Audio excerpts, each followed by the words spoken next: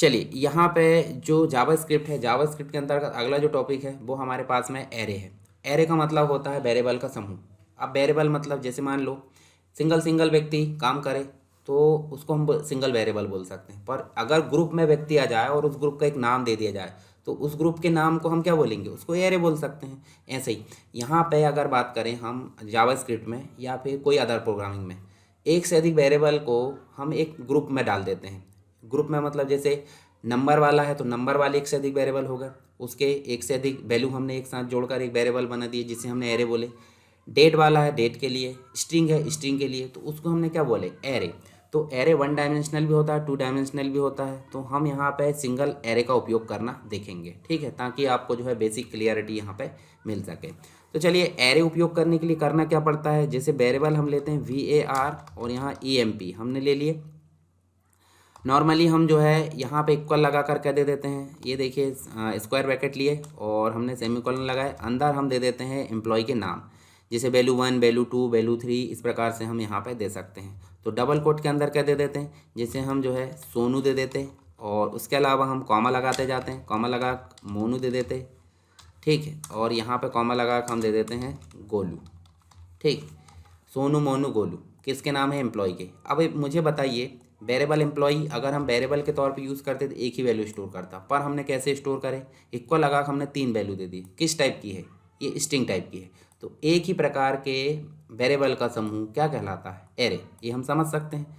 जब हम इसको इनिशलाइज तो हो गया ये, अब हम जो है फॉर के माध्यम से इसको चला लेते हैं। फॉर के माध्यम से कैसे चलाते हैं, जैसे हमने ले लिए आई, फॉर करके हमने वेरिएबल आई ले लिए और आई करके हमने जो आई की वैल्यू क्या दे दी, 0, ठीक है। और आई कब तक छोटा है, आई कब तक छोटा है, EMP की length, EMP dot length, EMP dot length, इस प्रकार से हमने दे दिए एम्प्लॉय की लेंथ, ठीक। उसके बाद हमने सेमीकोलन लगा दिए और यहाँ पे हमने दे दिए आई प्लस प्लस, ठीक। अंदर चलते हैं क्या, डॉक्यूमेंट डॉट राइट में, इस प्रकार एंटर कर देते और document dot right, document dot right कर। चलिए डॉक्यूमेंट डॉट राइट में हमको व्यक्तियों के नाम देना होगा। व्यक्तियों के नाम कैसे, मतलब जो हम दिए हैं गोलू सोनू मोनू जो भी है वो लाइन से हमारा प्रिंट हो। कैसे, वेरिएबल आई लिए ना हमने, आई का वैल्यू 0 है, 0 मतलब सोनू प्रिंट हो जाएगा, ठीक है। और कब तक प्रिंट होगा, जब तक की लेंथ यानी कि 1 2 3 3 तक ये छोटा रहेगा और प्रत्येक बार एक एक प्लस होगा यानी कि सोनू मोनू गोलू। तो डॉक्यूमेंट डॉट राइट में हमने क्या प्रिंट करे, EMP प्रिंट करना है। क्या प्रिंट करना है, EMP प्रिंट करना है। और EMP में हम जो है क्या लिए हैं, EMP में आई लिए कि नहीं, आई कैसे लेना है, कभी भी ये देखिए आप जो है इसके वैल्यू को आप ऐसे लेते हैं, ठीक है, और लास्ट में आपको सेमीकोलन लगाना है। जब हम इसको रन करेंगे तो आप ध्यान से देखिए सोनू मोनू गोलू, परंतु ये ऐसे प्रिंट होना चाहिए क्या, बिल्कुल नहीं। प्लस लगाइए, प्लस लगा के आपको लगाना है BR, ये देखिए BR लगाए, अब देखिए रन करके देखिए लाइन से प्रिंट हुए।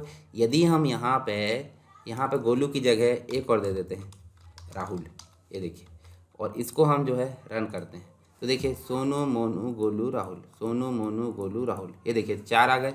यदि वहाँ 5 रहते तो 5 आते, क्यों, क्योंकि एम्प्लॉय की लेंथ को यहाँ क्या किया गया था, आई को डिफरेंसेस किया गया था कि आई कब तक छोटा है, जब तक कि इस तक ना पहुँच जाए, ठीक है। और अगर वो उस तक पहुँच जाता है तो ये ऑटोमेटिक बंद हो जाता है। तो आपको एरे समझ में आया, एरे मतलब होता है वेरिएबल के समूह को हम क्या बोलेंगे, एरे। तो इस प्रकार से भी एरे का उपयोग कर सकते हैं।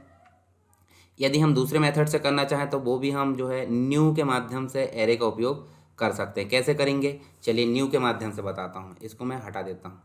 न्यू के माध्यम से एरे का उपयोग बताते हैं।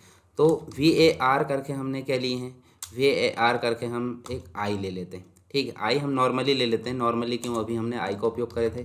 VAR करके एम्प्लॉय ले लेते हैं और एम्प्लॉय करके न्यू एरे करके इसको डिफाइन कर देते हैं। न्यू एरे करके इसको हम क्या कर देते हैं, ये एरे करके हमने डिफाइन कर दी, कैपिटल में लेना एरे।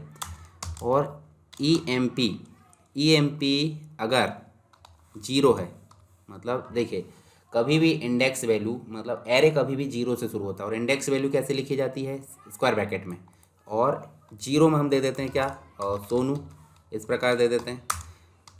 EMP जो 1 है, 1 में हम दे देते हैं क्या, डबल कोट के अंदर गोलू, ठीक है।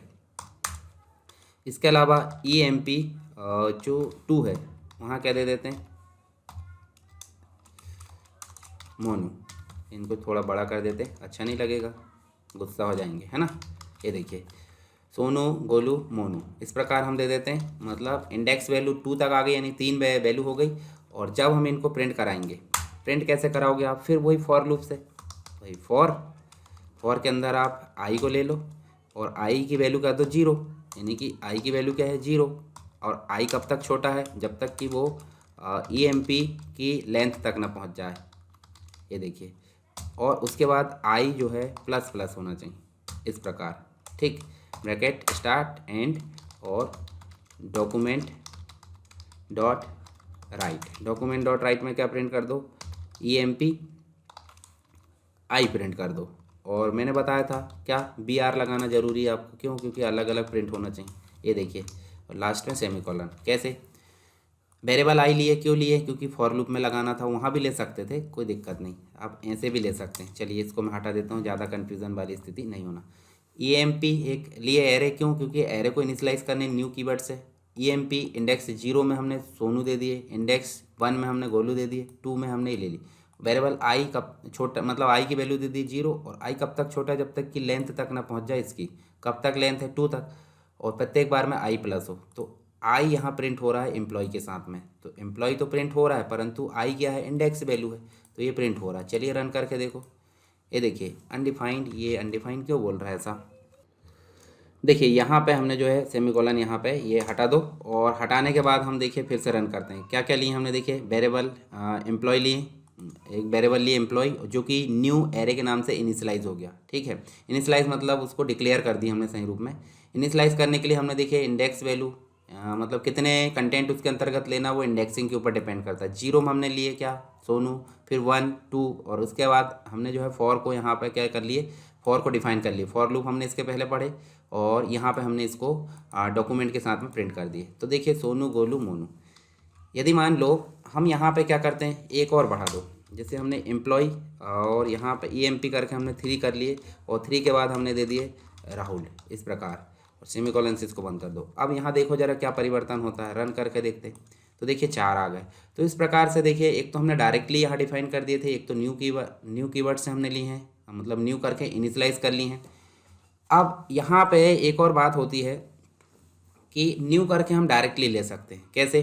चलिए मैं इसको हटा देता हूँ, ये सारी चीज़ मैं फिर से हटा देता हूँ। हटाने की बजाय इसको मैं इसको बस हटाता हूँ, और आप देखिए यहाँ पे वेरिएबल एम्प्लॉय न्यू एरे, इस प्रकार लिए, और न्यू एरे के बाद ब्रैकेट लगा कि नहीं, ब्रैकेट में भी हम फिर से ले सकते हैं, और सोनू फिर ले सकते हैं यहाँ से, गोलू, और फिर हम कॉमा लगा के ले सकते हैं राहुल, ठीक। इस प्रकार 3 ले लिए।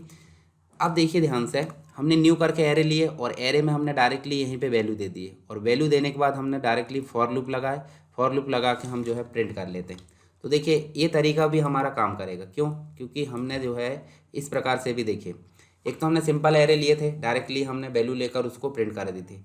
दूसरा हमने न्यू कीवर्ड के तौर पर अलग अलग वैल्यू इनिशियलाइज करके प्रिंट करा है। तीसरा हमने जो है एरे को कैसे प्रिंट करा है, न्यू कीवर्ड के साथ में वैल्यू इनिशियलाइज करके प्रिंट करा है। तो ये तीनों तरीके हमारे यहाँ पर देखने को मिल गए। अब देखिए यहाँ एक चीज़ और होती है, जैसे कोई फंक्शन हम बनाते हैं, तो माउस के तौर पर उसको रन कराते हैं, तो उसको भी हम यहाँ पर देखने वाले हैं अभी, ठीक है। चलिए यहाँ पे हम जो है फंक्शन एक बनाते हैं, हमने इसके पहले फंक्शन पढ़े थे। फंक्शन बनाकर हम जो है उसको बटन के तौर पर कैसे रन करते हैं। तो सबसे पहले आपको जो स्क्रिप्ट है हेड वाली, उसके अंदर जाना है और एक फंक्शन को डिफाइन करना। फंक्शन करके हमने ऐड करे, और ऐड करने के बाद हम जो है इसमें क्या कर लेते हैं, कुछ काम कर लेते हैं। जैसे वेरिएबल करके ए ले लिए, ए करके हमने दे दिया 20, और वेरिएबल करके बी ले लिए, बी करके दे दिए हमने 10, ठीक है। और वेरिएबल करके सी ले लिए, और सी को दे दिए A+B, ठीक है। और डॉक्यूमेंट को हमने क्या कर लिए, डॉक्यूमेंट डॉट राइट, और यहाँ पे दे दिए डबल कोट के अंदर टोटल इज़ इक्वल करे, और यहाँ पे प्लस लगा के हमने जो है सी को प्रिंट कर लिए, ठीक है। ये काम हमने कर लिया, यानी कि ऐड को जब भी कॉल कराया जाएगा तो ये सारा आंसर यहाँ पे आना चाहिए। तो यहाँ जो बॉडी है, बॉडी के अंदर हम स्क्रिप्ट जो लेते हैं, स्क्रिप्ट को ना लेकर हम जो है इसको स्क्रिप्ट को हटा देते हैं। अब हम लेते हैं फॉर्म, जैसे फॉर्म आप लेते थे कि नहीं, जैसे देखिए हम जो है फॉर्म लेते थे, ये हमने ले लिए फॉर्म, और फॉर्म लेने के बाद हम जो है इसको क्या करते हैं, बंद भी कर देते हैं, ठीक है, ये फॉर्म को हमने बंद कर दी। इसके अंदर एक टैग होता है इनपुट टाइप, और हम यहाँ ले लेते हैं बटन। ठीक है, बटन का नाम दे देते हैं क्या, बटन का नाम क्लिक दे देते हैं, और इसमें वैल्यू भी जो है, वैल्यू भी इसकी क्लिक दे देते हैं, क्लिक हेयर, है ना। और एक इसका इवेंट होता है जिसका नाम है ऑन क्लिक। ये इवेंट आप पढ़ोगे, इवेंट इसी प्रकार के होते हैं, यानी कि बटन के अंदर बहुत सारे काम होते हैं। क्लिक है, माउस अवर है, माउस डाउन है, माउस क्लिक, मतलब एक प्रकार से डबल क्लिक है, राइट क्लिक, बहुत सारी चीज़ें उसमें देखने को मिलती है, की डाउन, की प्रेस है। तो ये सब क्या है, इवेंट है। इवेंट आपको पढ़ने को मिलेंगे, तो एक इवेंट मैं बता देता हूँ, बाकी इवेंट आप जो है खुद से उपयोग करके देखोगे। तो जैसे ऑन क्लिक देखें, तो ऑन क्लिक में हमने ऐड नाम से फंक्शन ली हैं ऊपर। ठीक है, तो ऐड को हम इस प्रकार ले सकते हैं, और जो भी आएगा वो ऐड के अंदर यहाँ पे हो जाएगा। साइड में आप चाहे तो बंद कर सकते हैं। तो हमको एक बटन बनी मिलेगी जिसमें लिखा होगा क्लिक, और क्लिक करने पे फंक्शन रन होगा। फंक्शन रन होगा इसका मतलब ये फंक्शन आपका वहाँ पे रन होगा। फॉर्म देखिए, बॉडी के अंदर बिना जावास्क्रिप्ट टैग के हमने इसको फंक्शन को कॉल करें। तो देखिए क्लिक नाम से एक बटन आ गई, जैसे हम इस पर क्लिक करेंगे तो टोटल आ गया 30। तो ये आपको समझ में आ गया होगा कि फंक्शन हमने बनाया है, फंक्शन को हमने एक फॉर्म, ये HTML आपने उपयोग करा है, तो ये आपको पता होगा कि बटन कैसे बनाते हैं। अभी मैंने फिर भी बता दिया। अब इसके अलावा और बहुत सारे इवेंट हैं, जैसे यहाँ आप देखोगे तो ऑन माउस, ये देखिए on mouse down, on mouse enter, leave है, ये सारे जो है इवेंट है। इन इवेंट को आप जो है एक एक करके उपयोग करोगे, तो इस हिसाब से जो है आपके इवेंट भी यहाँ पे कंप्लीट हो चुके हैं।